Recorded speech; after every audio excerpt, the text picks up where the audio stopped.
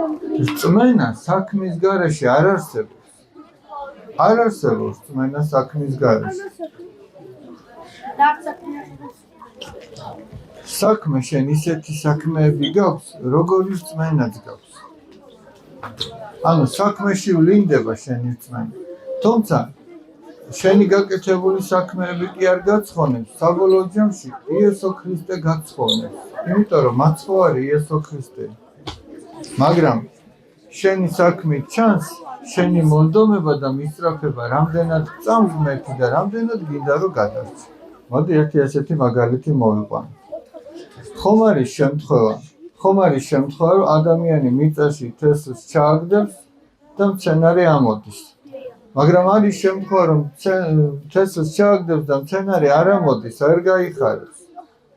კიდევაც მორწყავ, კიდევაც გათოხნი, მაგრამ ზოგი მცენარე არ გაიხარებს. ეხლა ნახეთ, დავუშვათ მე მწამს, რომ თუ დავთესავ, ამოვა.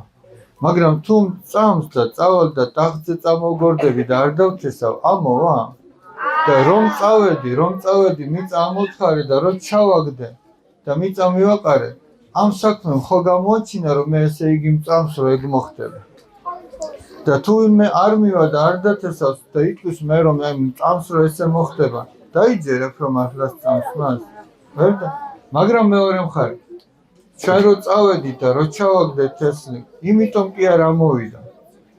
აი ღმერთმა რო ინება და იქ რაღაც პროცესი ხდება, არა ისეთი, იმან ამოიყვანა, რასაც ჩვენ იქ ვერ ხედავთ. მიწაში რა მოხდა ჩვენ იმას საბოლოო ჯამში ვერ ხედავთ. შენ უნდა აკეთო, რაც შენ შეგიძლია. რაც შენ არ შეგიძლია, იმას ღმერთი აკეთებს.